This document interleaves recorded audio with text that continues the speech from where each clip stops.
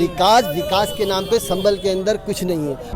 अरे भाई साहब, वो है झूठे और मक्कार और अय्यार। हम 72-73 सालों से सताए जा रहे हैं भाई साहब। क्या बात कर रहे हैं आप? संभल के अंदर नाम मात्र को विकास ना हुआ भाई साहब। भाई साहब एक बात बता दूं मैं आपको, योगी राज सबसे नाकारा राज गया है। एमएलए की बात कर रहे थे, एमपी की बात कर रहे थे, वो बात बिल्कुल गलत थी भाई साहब। हमने उनको चौकीदार बना के भेजा था उस सदन में जिस सदन में कानून बनाए जाते हैं, कानून बिगाड़े जाते हैं। लेकिन आप यकीन मानिए, इन लोगों ने चौकीदारी नहीं करी, सारे हमारे मुसलमानों के कानून खिलाफ बनते रहे, लेकिन इन्होंने उफ तक ना की। भाई साहब क्या बात कर रहे हैं आप? और विकास की बात कर रहे हैं, कहीं 4 ईंटें ऐसी न लगुई है जिसकी बुनियाद पर हमारी आने वाली नस्ल ये कह दे कि साहब हमारे फला एक नेता हुआ करते थे, उन्होंने ये 4 ईंटें लगा दी थी। आज तक कहीं पर 4 ईंटें ऐसी लगी हुई नहीं है। परिवर्तन का दौर आ गया, परिवर्तन होगा और भारी परिवर्तन होगा। ये तो मैंने कह दिया कि पीस पार्टी परिवर्तन करेगी या एआईएम करेगी, लेकिन एक बात मान लो अच्छी तरह से, हकीकत ये है कि अब हम लोगों ने, खास तरीके से मुसलमानों ने ये सोच लिया है कि अब अपनी पार्टी, अपनी सियासत, अपनी क़यादत।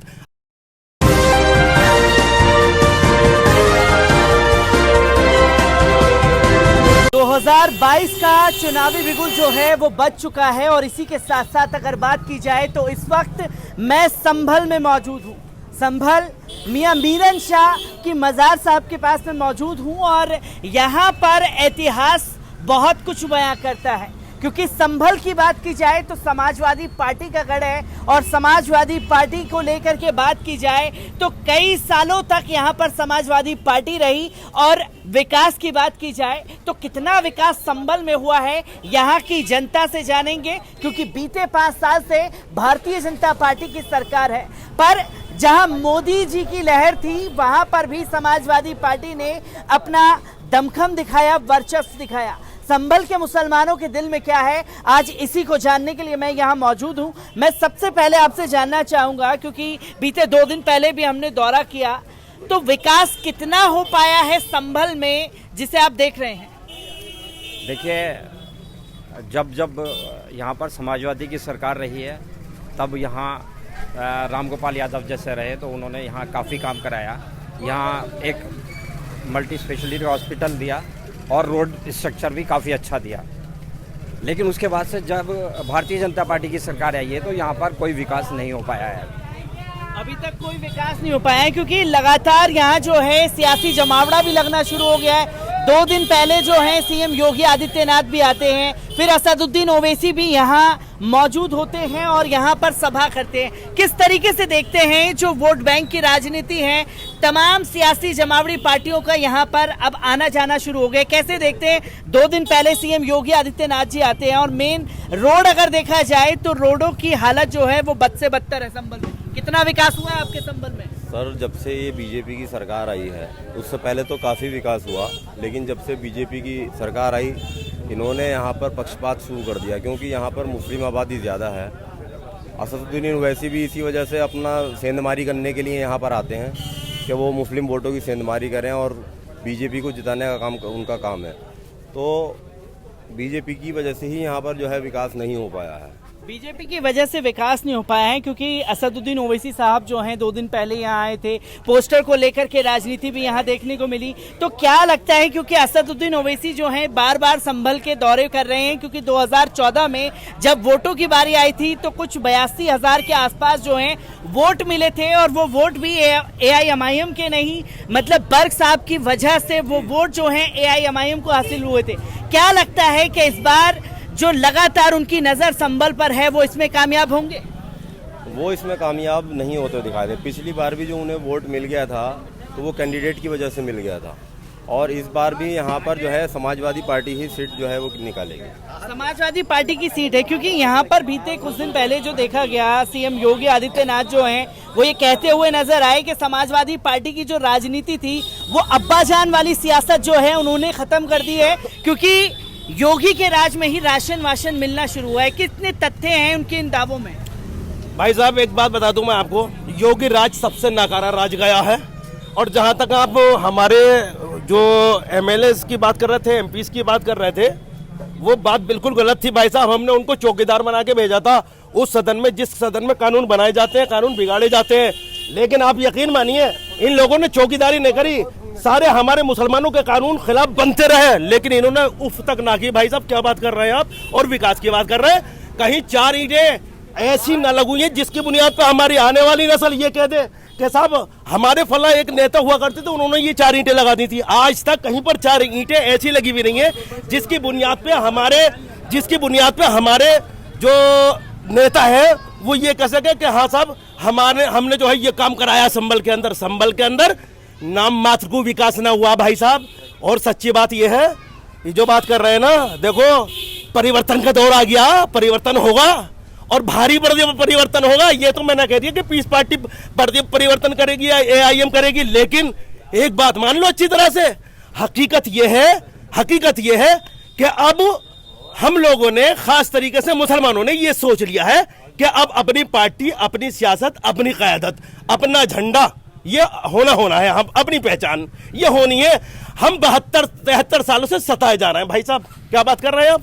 क्योंकि यहाँ पर किस तरीके से देख रहे हैं, अभी 2 दिन पहले जो है असदुद्दीन ओवैसी साहब आए थे, तो उनको लेकर के राजनीति तेज है, लगातार बयानबाजी जो है वो तेज है। तमाम पार्टियां कह रही हैं कि भारतीय जनता पार्टी को फायदा पहुंचाने के लिए आ रहे हैं। किस तरीके से देख रहे हैं? क्या बात कर रहे हैं भाई साहब? अब जब इलेक्शन का दौर है तो सारी पार्टियां आएंगी, वो तो ना आने की बात ही क्या बात कर रहे हैं आप भाई साहब? मतलब कहने का ये देखो कि फलक वाले जो मौलाना थे उनके साथ में क्या है, मतलब ये हमारा कानूनी अधिकार है कि हम अलल ऐलान जो है वो अपना प्रचार, अपने दीन का प्रचार और प्रसार कर सकते हैं। ये हमें संविधान जो है इजाजत दे रहा है। उसी की इजाजत के उन्होंने जो है बिल्कुल सही तरह से प्रचार और प्रसार किया अपने मजहब का। अब उसका जो भी एक्शन रिएक्शन होना वो अलग बात है। आप मानेंगे नहीं मानेंगे मेरी बात, ये आपके ऊपर मुनहसर है, लेकिन मैं अपनी बात रखने में सक्षम हूँ और आजाद हूँ इस आजाद भारत में भाई साहब। और लेकिन हम इस वक्त सताए जा रहे हैं, हमारी जुबानों को बंद किया जा रहा है, हमको सताया जा रही है, हमको दबाया जा रही है, हमको डराया जा रही है। भाई साहब क्या बात कर रहे हैं आप?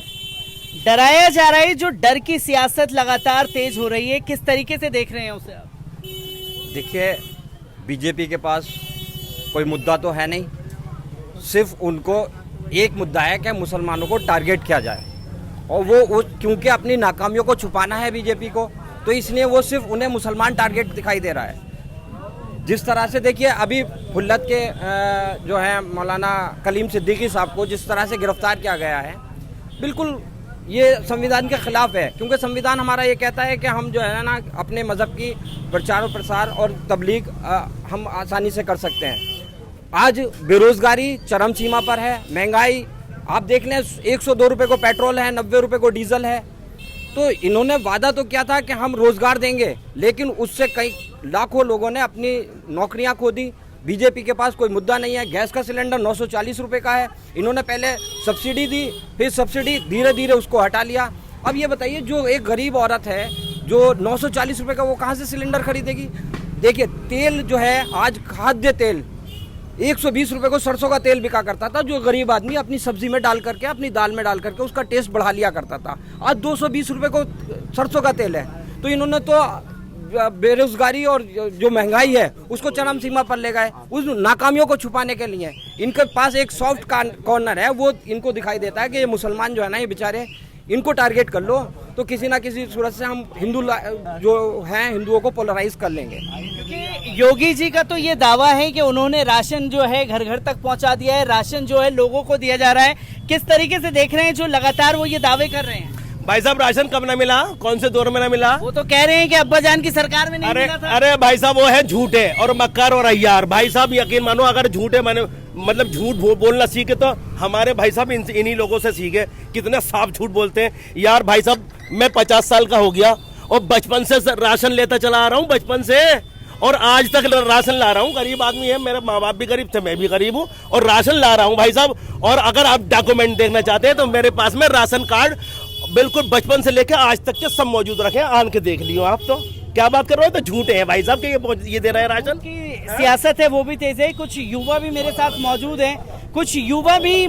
मौजूद हैं, क्योंकि उनका ये लगातार दावा रहा है कि उन्होंने विकास तो जो है बहा दिया है पूरे पानी की तरह। यहाँ पर विकास देखने को मिलता है, और जब विकास की बात आती है तो कभी कोलकाता के फ्लाईओवर की तस्वीर दिखाते हैं, कभी अमेरिका की बिल्डिंग की तस्वीर पेपर में दिखाते हैं। कैसे देख रहे हैं इन चीजों को? अरे भाई साहब, वो तो झूठे हैं। जहाँ तक युवा की बात करेंगे ना आपने, आप युवाओं को यकीन मान लो, आज के दौर में हिंदुस्तान में खास तरीके से उत्तर प्रदेश में इतना युवा खाली है, इतना युवा खाली है, आप यकीन मान लो कि मतलब नौकरी ढूंढता फिर रहा, काम ढूंढता फिर रहा, काम हाथ ना आ रहा भाई साहब, काम हाथ ना आ रहा है। जब काम हाथ ना आ रहा है तो भाई साहब बेरोजगारी चरम सीमा पे है।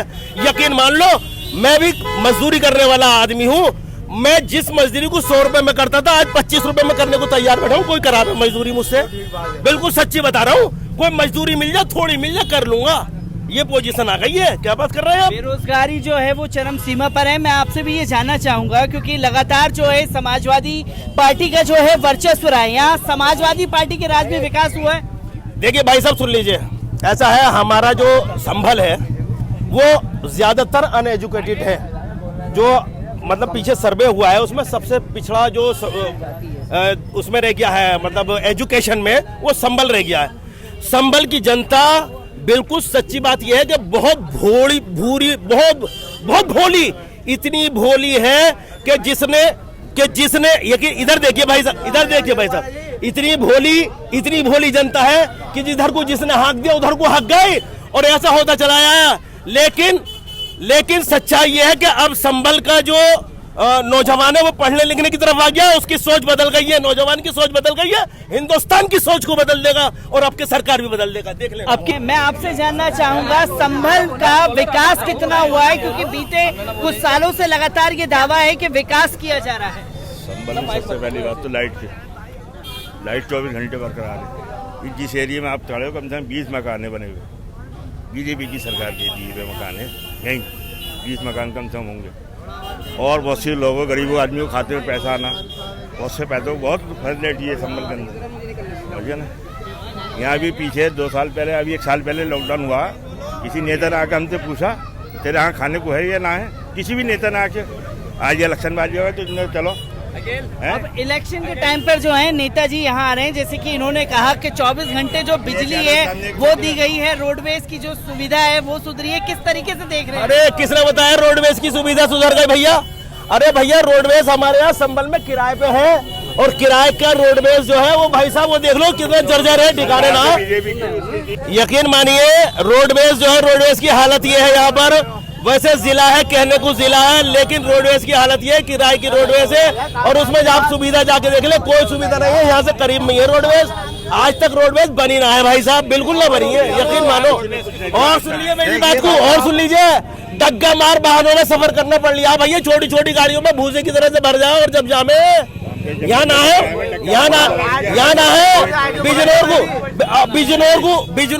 बिजनौर को कोई बस नहीं, मतलब कहने को तो जिला है, लेकिन किसी भी शहर को यहाँ डायरेक्ट बस से बना भाई साहब। दिल्ली के अलावा, दिल्ली को तो रोड निकल लिया है, रोड नंबर 51, उस पे से आ जा, साफ बात है। अगर समाजवादी पार्टी के विधायक और एमएलए एमपी की बात की जाए तो उनसे आप लोग खुश है नाखुश है? क्योंकि दावे उन्होंने, अरे यार इन लोगों से नाखुश हो गए, दोनों से नाखुश हो गए भाई साहब, यकीन मान लो आप, दोनों से नाखुश हो गए।